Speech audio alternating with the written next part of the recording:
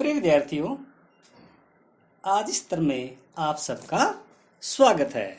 आज हम पढ़ेंगे 10वीं कक्षा की पाठ्य पुस्तक क्षितिज भाग 2 में संकलित देव द्वारा रचित कवित्त। तो सबसे पहले हम कवित्त की बात करते हैं। कवित्त एक वार्णिक छंद है। उसके प्रत्येक चरण में 31 वर्ण होते हैं। प्रत्येक चरण के 16वें या फिर 15वें वर्ण पर यति रहती है। सामान्यतः चरण का जो अंतिम वर्ण है वो गुरु होता है। अब बात करते हैं हम देव द्वारा रचित इस कवित्त की। इस कवित्त में बसंत को बालक के रूप में प्रस्तुत किया है। बसंत का मानवीकरण किया गया है। बसंत रूपी बालक पेड़ों के नए नए पत्तों के पलने पर झूलता है और तरह तरह के फूल उसके शरीर पर ढीले ढाले वस्त्रों के रूप में सजे हुए हैं। हवा उसे झुलाती है तो मोर और तोते उससे बातें करते हैं। कोयल उससे बहलाती है। कमल की कली रूपी नायिका उसकी नज़र उतारती है। कामदेव के बालक बसंत को सुबह सवेरे गुलाब चुटकी बजाकर जगाते हैं। आइए अब हम इसकी व्याख्या का अध्ययन करते हैं। दार द्रुम पलना बिछोना नौ पल्लव के, सुमन झिंगुला सोहे तन छवि भारी वे। दार, दार का अर्थ है डाली या टहनी। द्रुम, द्रुम का अर्थ है पेड़। पलना, पलना का अर्थ है बच्चों का झूला। बिछोना, नीचे बिछाने का वस्त्र। नव, नए। पल्लव, पत्ते। सुमन का अर्थ है फूल।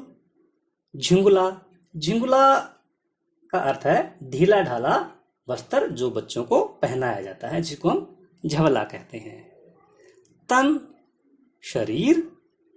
छवि, छवि, छवि का अर्थ है शोभा। भारी, बहुत।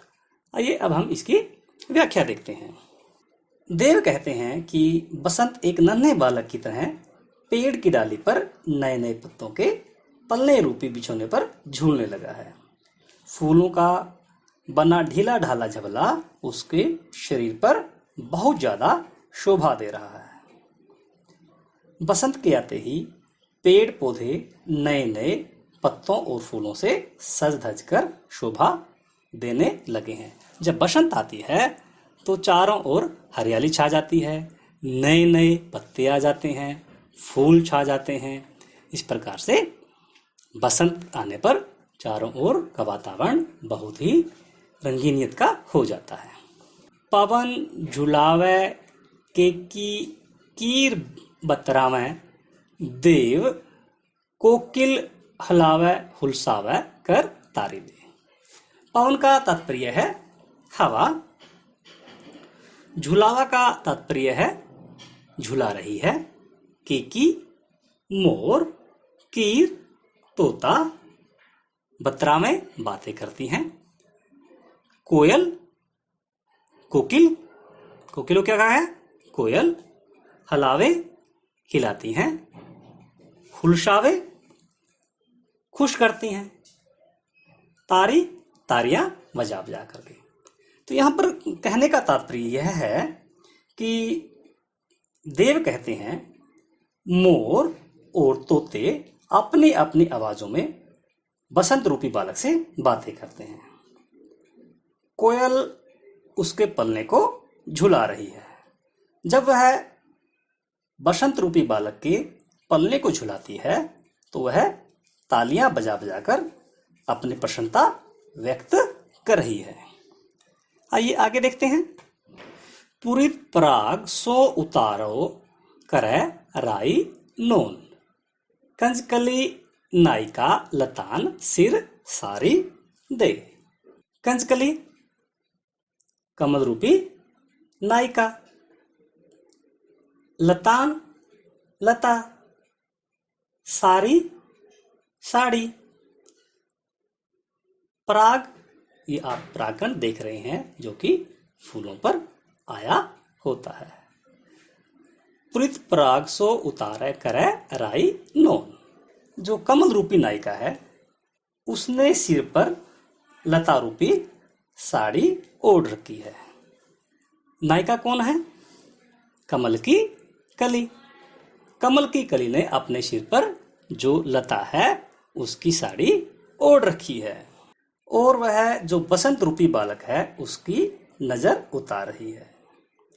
बालक बसंत को बुरी नजर से बचाने के लिए वह वैसा ही टोटका कर रही है जैसा कि सामान्यतः हमारे घर पर हमारी माताएं या हमारी दादी नानी या कोई बुजुर्ग महिला करती है। जब भी किसी बच्चे को नज़र लग जाती है, जो राई है और नमक है उसके ऊपर से घुमा करके आग में डालने का एक टोटका किया जाता है। जो कंजकली है, जो कमल की कली है, वह भी इसी प्रकार का एक टोटका कर रही है। अगली पंक्ति देखिए, मदन महिप जू को बालक बसंत ताही। जो बालक बसंत है वह कामदेव महाराज का पुत्र है। प्रातः जगावत गुलाब चटकारी दे। जो गुलाब की कलियां हैं वो उसको सुबह सुबह जगा रही हैं। कैसे जगा रही हैं? जब गुलाब की कली खिलती है तो गुलाब की कली के खिलने से पहले एक चटक की आवाज आती है।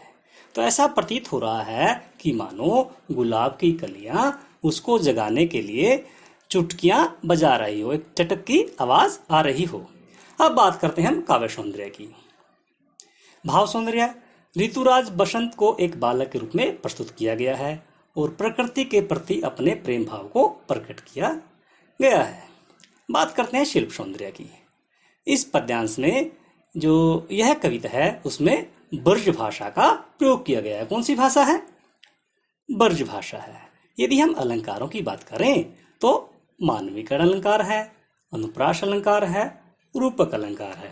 पूरे पद में जो प्रकृति है वह मनुष्य जैसी क्रियाएं करती हुई प्रतीत होती है, अतः यहाँ पर मानवीकरण अलंकार हुआ। बात करते हैं हम रस की। इसमें वात्सल्य रस है, क्योंकि जो कमल रूपी नायिका है वह बालक के साथ एक मातृत्व का व्यवहार करती है, इसलिए यहाँ पर कौन सा रस हुआ? वात्सल्य रस। वह माता की तरह अपना कर्तव्य निभाती है। गुण माधुर्य गुण है। जहाँ पर वात्सल्य रस होता है वहाँ पर माधुर्य गुण होता है। अब हम बात करते हैं बिंब की। जब हम इस कविता को पढ़ते हैं तो हमारे सामने किस प्रकार का दृश्य पैदा होता है? जब हम यह कविता पढ़ते हैं तो हमारी आंखों के सामने बसंत का चित्र उभरता है। हमारी आंखों के सामने खिलते हुए गुलाब, और ऐसा प्रतीत होता है कि मानो कली चटक रही हो। पराग के कण, लता और कंजकली, कमल की कली। अब बात करते हैं छंद की। यह छंदबद्ध कविता है। कौन से छंद का प्रयोग किया गया है? कवि छंद का प्रयोग किया गया है। कवि छंद के बारे में मैं इसके प्रारंभ में ही बता चुका हूँ। कवि छंद क्या है? एक वार्णिक छंद है। उसके प्रत्येक चरण में 31 वर्ण होते हैं। तत्सम तद्भव शब्दों का प्रयोग किया गया है। भाषा बड़ी ही सहज सरल और प्रभावमय है। बात कर रहे थे हम अलंकारों की। यदि हम बात करें अलंकारों की तो इसमें अनुप्रास अलंकार की बात आई थी। हुलावै हुलसावै, सिर सारी, मदन महीप, केकी कीर, बालक बसंत। यहाँ पर अनुप्रास अलंकार है। रूपक अलंकार की बात करें तो मदन महीप जू को बालक बसंता ही, इसमें रूपक अलंकार है। भाषा बहुत ही सहज सरल और प्रभावमय है। तत्सम तद्भव शब्दों का प्रयोग किया गया है। प्रिय विद्यार्थियों, आज के लिए इतना ही काफ़ी। जल्दी मिलते हैं नए उपविषय के साथ। धन्यवाद।